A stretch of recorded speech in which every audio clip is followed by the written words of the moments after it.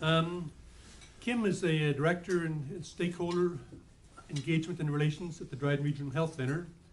As the director of stakeholder engagement and relations, Kim is responsible for the management of patient and public relations, corporate communications, community engagement, and strategic planning. As an advocate, she encourages and supports the involvement of patients, caregivers, and family members in quality initiatives aimed at improving the overall patient experience. Kim, Chuck, come on.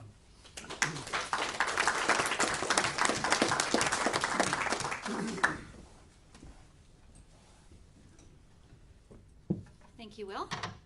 I think if Mark's at home cleaning the house, it's probably the 12th of November and not the 11th of May.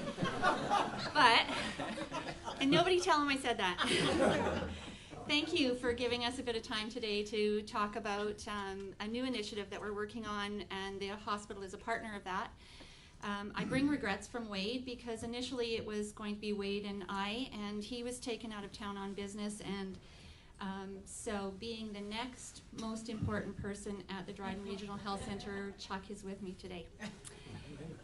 So I'm really pleased to talk to you today about an initiative and share some information and the progress so far with a number of different health service providers in our community.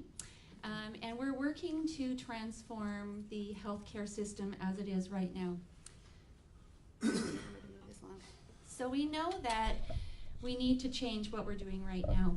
We know that we have to take a look at, collectively, we have to look at options and opportunities to integrate services and to close gaps where there are gaps and to continually provide excellence in patient care.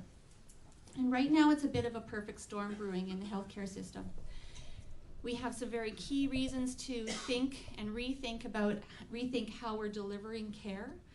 And namely, across the Northwest, in the Northwest LHIN, we have higher rates of preventable disease. We have higher rates of chronic disease, cardio-obstructive pulmonary disease. We have a higher number of ED visits to our ER in the province, and we know that it costs more to deliver health care here in Dryden and across northwestern Ontario. And compared to the rest of the province, you can see some of the stats up there on that slide. Higher rates of heavy drinking, obesity, diabetes, smoking, higher proportion of people who are still struggling to see their doctor, their primary care provider, on a regular basis. We spend about 147% more on mental health and addiction services for adults across the Northwest LHIN.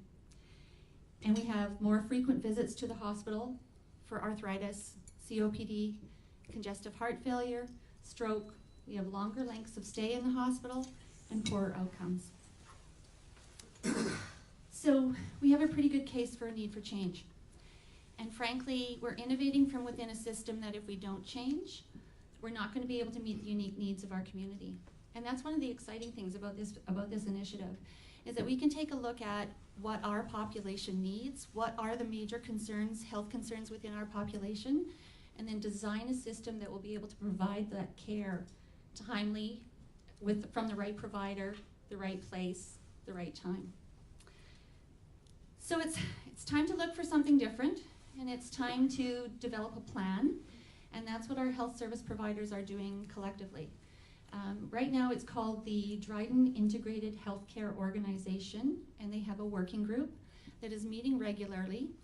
Some of the partners you've seen on the screen up here, there are 10 of us right now that are at the table, and we're looking at options and opportunities to address those gaps, because we know there are gaps. We know there are situations where patients are falling through the cracks, and we want to make sure that we're covering those. That doesn't happen.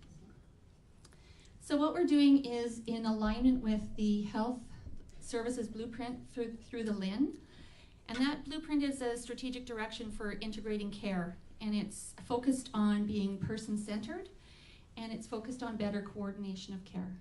And we're also working in alignment with the Honourable Minister Eric Hoskins' discussion paper right now that's out on Patients First. And that paper is namely about closing the gaps in services for patients. It's about identifying patients with high priority needs and then designing a system that brings those needs to those patients. So the LIN is currently working with 2 or 3 communities across the Northwest to look at different ways of integrating services. So the one we're working on in Dryden is a vertical integration. So that's a number of services across a continuum that are coming together. There are other communities that are looking at horizontal integration, so that's more like 2 hospitals coming together. Ours is vertical, a number of different services coming together to see how we can plan a better health care system. So why Dryden? Out of all of the little communities within the Northwest LIN, why was Dryden chosen as one of the areas to develop a model? And that's really exciting for us because we've proven ourselves to be very innovative and flexible. We're already having a situation where we have shared governance for the hospital, the family health team, and the mental health and addiction services are all under one board governed. And that's unique across the province. Most family health teams are separately governed, so that's a unique piece for Dryden and area. We have a very skilled and talented leadership within our whole community. So when I talk about Dryden and area, we're talking about from Ignies straight through to Mission. So there's a number of skilled and talented leaders in that area that can take this project and run with it and develop a system. And that's the goal. At the end of this, we'll be working on this for about 3 years. The goal will be that we'll have a model of care, a transformed healthcare system that can be replicated in other communities as well. And we also have in our own community here in Dryden and with Mission and Ignies, we have a really trusted and valuable relationship with our primary care physicians already.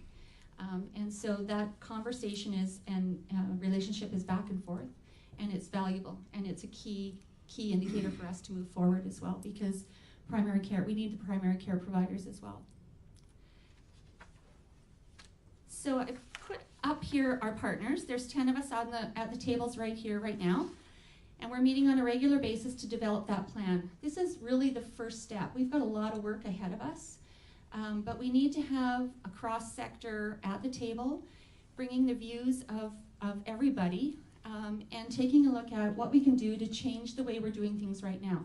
So what we're going to be doing is, first we need to have a really clear understanding about what services are in our community already, what's working really well, and then use that, leverage those strengths and those successes and build them into a stronger system. So it's a do no harm approach. It's not about cutting services or cutting staff or eliminating services. It's about taking the successes and the strengths and leveraging them into a bigger system and a better system that's going to directly impact our patient care. So we're looking at moving from a system that's currently designed around facilities to a system that is focused on people, more on people. We're looking at changing the system that's currently organized around specialties to one that's organized around teams, building teams that will integrate and coordinate better care. We're looking at changing the system from treating disease to working with our patients and their family members and their caregivers to come up with solutions that are going to work for those patients. And we're looking at changing the system from measuring volumes, like the number of hips and knee replacements we do, how long we wait in the ER, changing from measuring volumes to measuring value. So this is a value-based healthcare system that we'll be developing. And that's what's really exciting to me, because that's about measuring capability, comfort, and calm for our patients. So capability, after you've been to the hospital or to long-term care or to Princess Court or to Patricia Gardens or to any of those partners that are up on the screen there, after you've been there for care, are you better able to do the things that are most important to you? That's capability. Calm, have we been able to lessen the burden of finding the services that you need? And comfort, have we been able to lessen the burden of your disease or your illness? We want to be able to help patients learn how to manage their chronic disease illness better themselves. And we're going to be doing that, a unique opportunity actually with our patients. We are going to develop client experience groups. So getting a number of people together who are currently living successfully or not successfully with challenge or without, living with a chronic disease illness, and just talking to them about what it's like to live with that disease, because we know that without hearing their voice, we are really just speculating. We don't know ourselves what it's like to live with that unless we have the illness ourselves. So that's the value, really sitting down with different groups of clients who are living with different challenges, understanding what their day is like, and then using that information to build a better system. And at the end of it, we hope, with the goal of better patient care, we'll be looking at less duplication of service. Sorry, I'm forgetting to advance my slides here. Better, less duplication of service, better transitions in care, so whether you're being transferred from a hospital to a home care setting, fewer gaps in the service. We really hope that that's going to be a win for us. Less reliance on institutional care and more reliance on community care. We want people to be able to get what they need in their own community easily, and better management of chronic disease illness, and more integration across the continuum of care. I'm way behind here. So like I said, this is the first step for us. We're working on, there's a whole lot of work that needs to be done in this whole initiative. Right now we're working with the LIN to come up with a project charter that will outline the work that we'll be doing over the next year.